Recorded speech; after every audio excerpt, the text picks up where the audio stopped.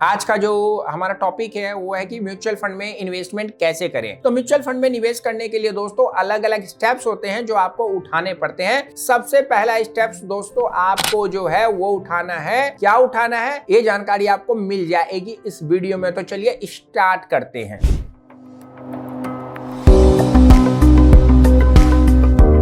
तो दोस्तों स्वागत है आपका नई वीडियो में। आज की टॉपिक है म्यूचुअल फंड में कैसे आपको इन्वेस्टमेंट करना है। तो इन्वेस्टमेंट करने का सबसे पहला स्टेप दोस्तों आपको निर्धारित करना है, लक्ष्य बनाना है कि मुझे पैसे इकट्ठा क्यों करना है। म्यूचुअल फंड में निवेश करने के लिए सबसे पहले आपको निवेश के लक्ष्यों को यानी कि एम को बनाना है। उस एम में आप 1 लाख, 2 लाख, 20 लाख, 50 लाख, 1 करोड़ जितने का भी एम बनाएंगे, चाहे रिटायरमेंट के लिए बनाए, बच्चों की शिक्षा के लिए, बच्चों की शादी के लिए, घर बनाने के लिए, दुनिया घूमने के लिए, वह एम आपको निर्धारित करना है और उसके बाद आपको आगे का स्टेप उठाना है। तो दूसरा जो स्टेप्स है वो है फंड को चुनना। आपको अपने लक्ष्य पर आधारित म्यूचुअल फंड में इन्वेस्ट करना है और आपको यह तभी पता चलेगा कि आपने लक्ष्य क्या बनाया है। आपको ये कैसे करना है वो डिपेंड करेगा कि आपने लक्ष्य क्या बनाया है। इसमें दोस्तों equity fund, debt fund, hybrid fund और लिक्विड फंड शामिल होता है। अगर आपको लॉन्ग टर्म के लिए इन्वेस्टमेंट करना है तो किस फंड में पैसा लगाना है, शॉर्ट टर्म गेन के लिए डालना है तो किस में पैसा लगाना है, आपको एक फिक्स रिटर्न चाहिए तो किस में पैसा लगाना है, यह चीज आपके एम पे डिपेंड करता है। उसके बाद दोस्तों अगला स्टेप होता है केवाईसी की प्रक्रिया,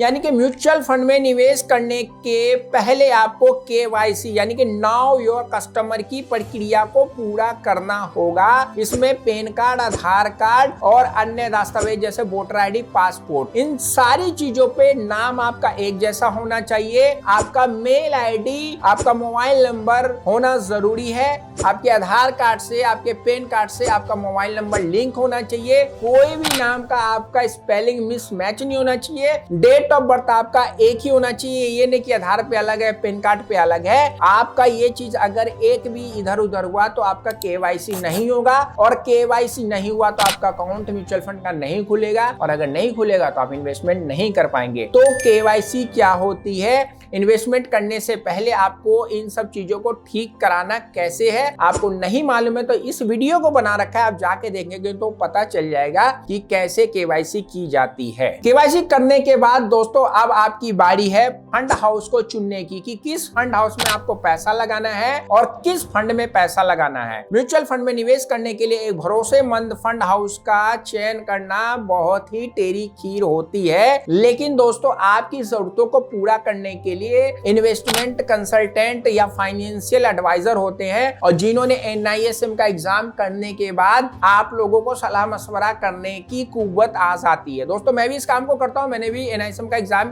कर रखा है क्लियर। आप मेरे माध्यम से भी इस काम को करवा सकते हैं। कैसे कराना है व्हाट्सएप में आइए, आपको कॉल पे सारे स्टेप्स बता दिए जाएंगे। आपका घर बैठे केवाईसी करवा दिया जाएगा और फंड हाउस भी चुनने में हमारी टीम आपकी मदद करेगी जो आपको ज्यादा से ज्यादा अच्छा रिटर्न दे सके। तो दोस्तों म्यूचुअल फंड में जो इन्वेस्टमेंट करने का तरीका होता है यानी कि निवेश करने का तरीका, इन्वेस्टमेंट करने का तरीका वो 2 तरीके का होता है। एक दोस्तों होता है एक मुश्त यानी कि लमसम, यानी कि एक बार में आपने पैसा लगा दिया किसी भी फंड में जिसमें आप मन चाहे। दूसरा दोस्तों होता है सिस्टमेटिक इन्वेस्टमेंट प्लान यानी कि SIP। उसमें हर महीने आपको एक लक्ष्य रखना है, लक्ष्य रख के हर महीने थोड़ा थोड़ा पैसा देना है और वह एक लॉन्ग टर्म का टाइम अगर होगा तो आपको कम से कम 12% से लेकर मैक्सिमम दोस्तों अगर आप देखें तो 18% तक का रिटर्न दे दिया जाता है फंड हाउस के द्वारा। और अगर आपको नहीं मालूम है तो आप पिछला किसी भी फंड हाउस का स्टेटस हिस्ट्री देख सकते हैं, आपको पता चल जाएगा। लॉन्ग टर्म की अगर बात करें तो दोस्तों कम से कम 10 साल से ऊपर होता है और आप उसमें लमसम या SIP के माध्यम से म्यूचुअल फंड में पैसे लगा सकते हैं। अगला जो तरीका दोस्तों होता है निवेश की जांच करना, यानी कि इन्वेस्टमेंट को आपको टेस्ट करते रहना, चेक करते रहना कि म्यूचुअल फंड में नियमित रूप से आपने जो निवेश किया है उसकी जांच करें और जरूरत के हिसाब से आपको फंड या हिसाब किताब को बदलाव करके ऊपर नीचे चेक कर सकते हैं। तो दोस्तों आपके दिमाग में आ रहा होगा कि म्यूचुअल फंड में जो उसका प्रदर्शन होता है, यानी कि उसका रिटर्न गणने की जो कलाकारी होती है वो कहां से आती है। तो म्यूचुअल फंड के प्रदर्शन मापने के लिए अलग अलग मापदंड यानी कि पैरामीटर होते हैं, और सबसे बड़ा पैरामीटर दोस्तों होता है नेट एसेट वैल्यू यानी कि नैव। म्यूचुअल फंड की हर एक यूनिट की कीमत को दर्शाता है।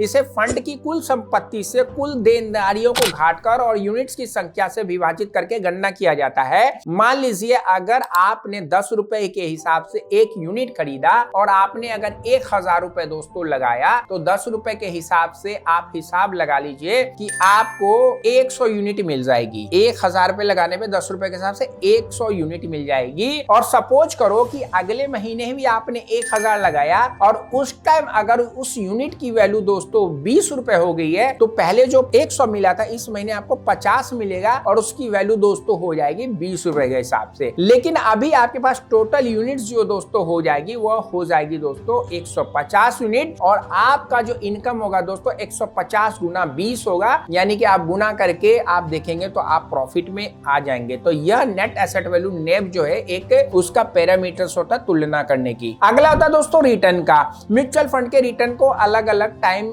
सीनियरिटी के हिसाब से डिवाइड करके उसका नापा जाता है, जैसे कि 1 वर्ष, 3 वर्ष, 5 वर्ष, यानी कि इन वर्षों में उसने कितना रिटर्न दिया। एक होता है दोस्तों रिस्क फैक्टर को मापन। Torque ratio, standard deviation, beta जैसे मापदंडों का इस्तेमाल करके फंड के जोखिम को माना जाता है, और यह काम आपको करने की जरूरत नहीं है, यह फंड मैनेजर करता है। एक दोस्तों इसको जो पैरामीटर नापने का तरीका होता है दोस्तों वो होता है अल्फा और बेंचमार्क की तुलना। अल्फा फंड के प्रदर्शन को बेंचमार्क इंडेक्स के मुकाबले मापता है। बेंचमार्क इंडेक्स फंड के निवेश का मानक होता है। ETF का नाम अगर आपने सुना होगा तो आप गूगल करके देख सकते क्या होता है, और वो इसी स्टैंडर्ड पे उसका मापा जाता है। अब दोस्तों बात कर लेते हैं कि म्यूचुअल फंड में निवेश करने के आपको फायदा क्या हो सकता है। दोस्तों म्यूचुअल फंड में निवेश करने के बहुत सारे फायदे, जिसमें सबसे बड़ी बात है डाइवर्सिफिकेशन, यानी कि आपको विविध प्रकार के फंड में पैसा लगाने का मौका मिलता है। अलग तरह के स्टॉक्स में निवेश करने का मिलता है, जिसमें आपको ज्यादा जोखिम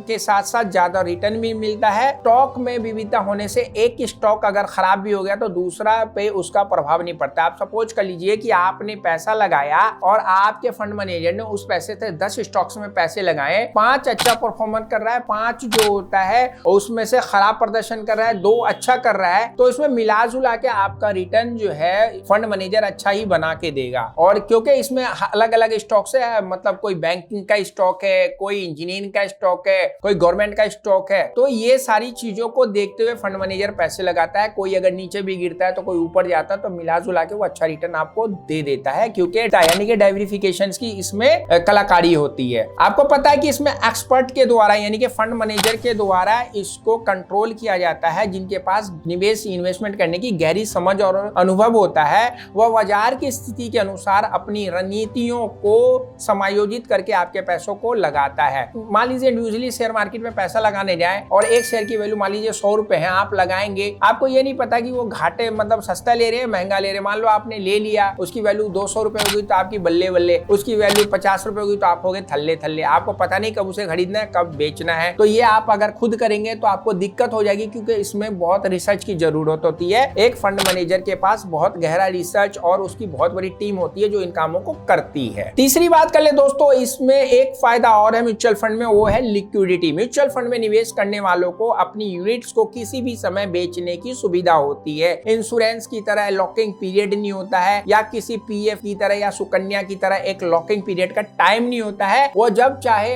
जो मार्केट चल रही है उस टाइम बेच सकता है और 2 दिन में उसका पैसा सेटलमेंट होकर उसके अकाउंट में आ जाता है। अगली बात दोस्तों करें इसमें छोटी रकम से, जैसा कि मैंने कहा कि बहुत सारे म्यूचुअल फंड ऐसे हैं जो 100 रुपए से भी आप स्टार्ट कर सकते हैं। सिस्टेमेटिक इन्वेस्टमेंट प्लान SIP के माध्यम से छोटे छोटे अमाउंट का आप इन्वेस्टमेंट करके यूनिट इकट्ठा करके आप अच्छा कॉप्स इकट्ठा कर सकते हैं, यानी कि छोटी रकम से भी इसमें निवेश कर सकते हैं। दोस्तों इसमें ट्रांसपेरेंसी होती है। म्यूचुअल फंड नियमित रूप से अपने निवेशकों को जो इन्वेस्टमेंट करते हैं उसकी स्थिति के बारे में जानकारी देना फंड हाउस का बहुत बड़ा कर्तव्य होता है, और वो रेगुलर आपको जानकारी देते रहते हैं। इससे निवेशक अपने निवेश पर निगरानी रखता है और आपके निवेश पर सरकार निगरानी रखती है। फंड हाउस निगरानी निगरानी रखता है, फंड मैनेजर निगरानी रखता है, रिजर्व बैंक ऑफ इंडिया निगरानी रखती है, सेबी निगरानी रखती है। 1000 रुपए लगाने पे हो सकता है कि उसके पीछे 100 लोग निगरानी करते उस पे काम करे। अब हर चीज के साथ कुछ ना कुछ फायदा होता है, तो दोस्तों कुछ ना कुछ नुकसान होता है। तो म्यूचुअल फंड में नुकसान क्या होता है आपको इसका भी पता